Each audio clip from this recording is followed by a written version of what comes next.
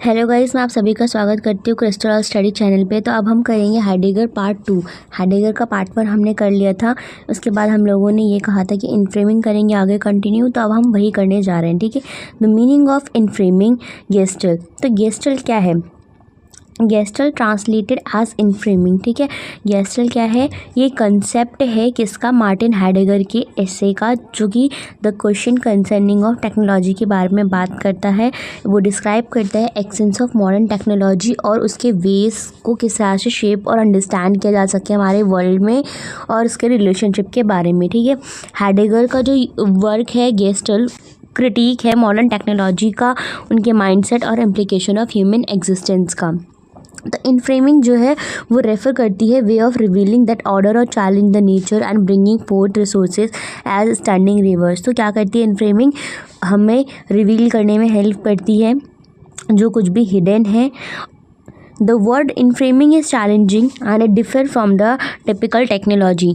तो जो इनफ्रेमिंग वर्ड है वो कुछ ज़्यादा ही मतलब कि टिपिकल है, एज अनदर डिफरेंट भी है टेक्नोलॉजी से, लाइक टूल और मशीन से। वो रिप्रेजेंट करता है एक्सेंस ऑफ शेप टेक्नोलॉजी। ठीक है, enframing itself is not a human technology. तो इनफ्रेम कर देना ही ह्यूमन टेक्नोलॉजी नहीं है, बट वे ऑफ रिवीलिंग है। ठीक है, ये guiding how nature and resources are use. तो किस तरह से नेचर और रिसोर्सेज यूज़ हो रही हैं।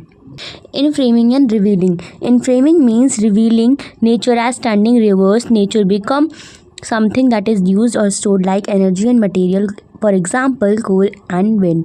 तो यहाँ पे बात किया जा रहा है इनफ्रेमिंग की, जो कि वे ऑफ रिवीलिंग है नेचर को as standing reserves. And nature जो है वो कहीं ना कहीं something that can be stored, जो कि स्टोर करा जा सके, लाइक एनर्जी, जो कि एनर्जी होती है, और मिनरल्स होते हैं कोल और विंड। टेक्नोलॉजी जो है मेयरली रिस्पॉन्ड करती है इनफ्रेमिंग को, बिकॉज इनफ्रेमिंग जो है वो हमारे मॉडर्न टेक्नोलॉजी को शेप देता है और फंडामेंटल प्रोसेस पे भी लेके जाता है। Modern physics and technology. तो हम बात करेंगे मॉडर्न फिजिक्स के बारे में कि इसका क्या रोल है इनफ्रेम करने में, किस तरह से ये कैलकुलेट और ऑर्डर करता है नेचर को, फोर्स करता है ट्रीट करने के लिए, set up nature to inhabit itself in calculated way. तो फिजिक्स भी कहीं ना कहीं नेचर को इनहैबिट करती है ताकि वो कैलकुलेटेड हो सके उसके अपने खुद के वे में, और उसका जो वे है, जो कि पॉसिबल वे है उसके यूज़ का, वो एक्सप्लॉइट ना हो सके नेचर के अकॉर्डिंग।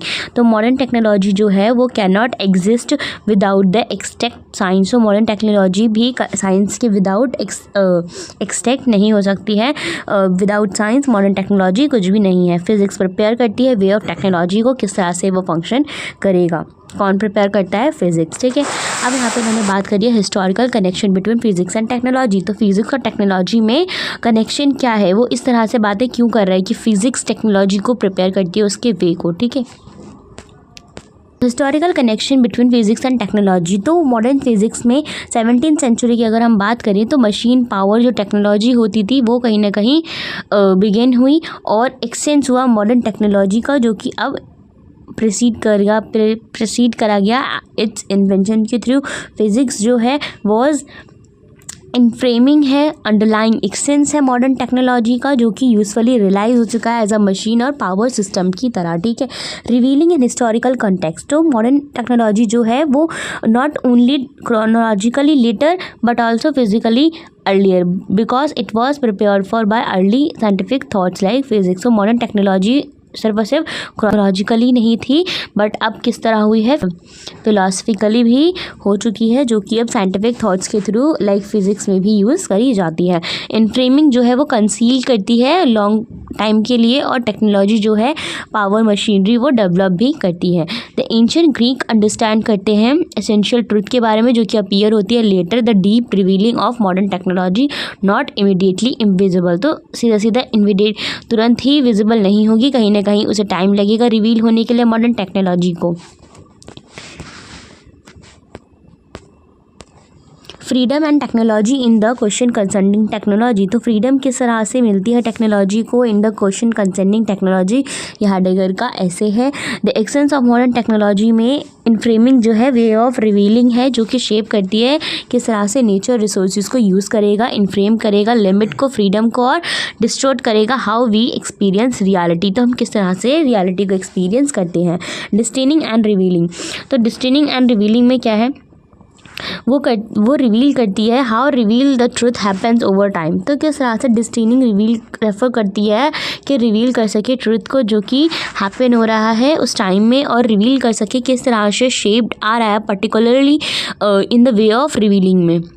मेंस की जो फ्रीडम है वो कहीं ना कहीं लिंक्ड होती है किससे, डेस्टिनिंग के ऑफ रिवीलिंग से, जहाँ पे समवन जो है वो लिसन करे ट्रुथ को, नॉट फोर्स टू बी ओबे। तो जहाँ पे उसे अपने आप से मतलब कि वो ट्रुथ को एक्सेप्ट करे, ना कि कोई उस पर फोर्स करे। Freedom and essence. Truth freedom is not about will. तो ट्रुथ जो है, जो फ्रीडम है वो सिर्फ विल पे ही नहीं होती, कैजुअलिटी पे, ह्यूमन कंट्रोल पे नहीं होती है।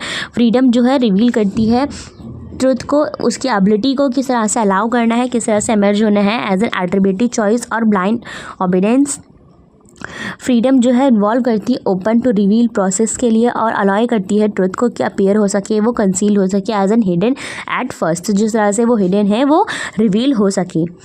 इन framing and technology.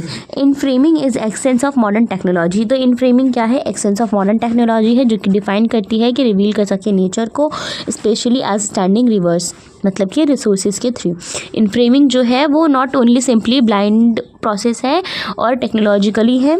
When we understand in framing, तो हम लोग क्या बात करते हैं जब हम इन फ्रेमिंग के बारे में सोचेंगे, तो फ्रीडम गिविंग, ठीक है, किस तरह से प्रोसेस पर फ्रीडम किया जा रहा है, किस तरह से ब्लाइंडली टेक्नोलॉजी पे एडवांसमेंट की जा रही है। Modern man may come to see everything as his construct, but in doing so he loses sight of himself and his true essence. तो मैन जो होता है, मॉडर्न मैन जो है वो कहीं ना कहीं सी करता है अपने कॉन्स्ट्रक्ट से, बट वो कहीं ना कहीं लूज़ कर जाता है अपने साइड पे ही, उसके ट्रू एक्सेंस पे, ठीक है। मैन फेल्स कर जाते हैं सी करने के लिए कि इन फ्रेमिंग जो है किस तरह से शेप्ड हो रही है, और वो रिकॉग्नाइज नहीं कर पाते हैं ट्रू एक्सेंस को, ठीक है, नेचर के। इन फ्रेमिंग कंसील करती है अदर फॉर्म ऑफ रिवीलिंग को भी। Enframing does not just limit to understand the technology. तो इन फ्रेमिंग सिर्फ और सिर्फ टेक्नोलॉजी को ही अंडरस्टैंड करने में नहीं मदद कर रही है, ये कंसील करती है वे ऑफ रिवीलिंग को भी, और फोकस करती है ऑर्डर और मैनिपुलेटिंग रिसोर्सेज पर जो कि प्रिवेंट कर सके revealing from showing themselves. Danger and saving power in the question concerning technology. तो एक्सेंस ऑफ टेक्नोलॉजी में डेंजर भी होता है ह्यूमैनिटी को लेके, बाय लिमिटिंग द वे किस तरह से एक्सपीरियंस हो रहा है, अंडरस्टूड करा जा रहा है ट्रुथ को, ठीक है, क्योंकि पोटेंशियल जो है सेविंग पावर्स का वो कहीं ना कहीं डीपर होता है अंडरस्टैंड करने के लिए टेक्नोलॉजी के ट्रुथ को। Enframing the essence of technology is not dangerous. तो इनफ्रेम करना एक्सेंस ऑफ टेक्नोलॉजी को वो डेंजर नहीं है, क्यों, क्योंकि टेक्नोलॉजी जो है, जो मशीन्स हैं, वो लिमिट्स में यूज़ होनी चाहिए फॉर अ डीपर ट्रुथ और ओरिजिनली रिवील करने के लिए, ठीक है।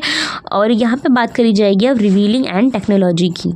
इन framing technology conceal the more primal form of revealing that were once visible in art, poetry and ancient practices. तो इन टेक्नोलॉजी की क्या बात करी जा रही है कि वो कहीं ना कहीं रिवील हो रहा है, विजिबल हो रहा है आर्ट में, पोइट्री में और एंशिएंट प्रैक्टिसेस में भी। अगर हम ग्रीस की बात करें, एंशिएंट ग्रीस की, तो टेक्निक जो है, वो आर्ट जो है, जिस क्राफ्टमैन जो वर्क करता है वो भी रिवील करता है truth, bringing fourth the divine presence and connection between human और गॉड के बारे में भी। जो टेक्नोलॉजी है वो कंसील करती है टाइप ऑफ रिवीलिंग को, अलग अलग तरह की रिवीलिंग होती है, मैनिपुलेशन भी होते हैं, कंट्रोल भी होता है, और स्पिरिचुअली ट्रुथ भी एमर्ज होता है कहीं ना कहीं। तो रोल क्या है अब आर्ट का इन टेक्नोलॉजी में, जो कि रिवील करता है। तो टेक्निक जो है वो कहीं ना कहीं इंशर्ट सेंस में not just about creating beautiful object but also about revealing the truth. तो टेक्निक जो है कहीं ना कहीं वो यूज़ सब इसलिए भी नहीं हो रही है कि वो क्रिएट कर सके ब्यूटीफुल ऑब्जेक्ट्स को, बट ऑल्सो रिवील कर सके उसके हिडन पार्ट्स को, ताकि किस तरह से वो वर्क करे for human in the world. In the ancient time, art and craft were ways to bring the divine. तो एंशिएंट टाइम की अगर हम बात करें तो आर्ट और क्राफ्ट जो थे वो वे था किसका, डिवाइन का हमारे वर्ल्ड में, और ट्रुथ का। आर्ट, पोइट्री एंड मिथ जो है वो नॉट जस्ट फॉर एस्थेटिक। तो आर्ट, पोइट्री और मिथ जो है वो एस्थेटिक एन्जॉयमेंट के लिए ही नहीं बल्कि वे ऑफ रिवीलिंग के लिए भी डीपर मीनिंग रखती थी। चलिए गाइस, बाय बाय।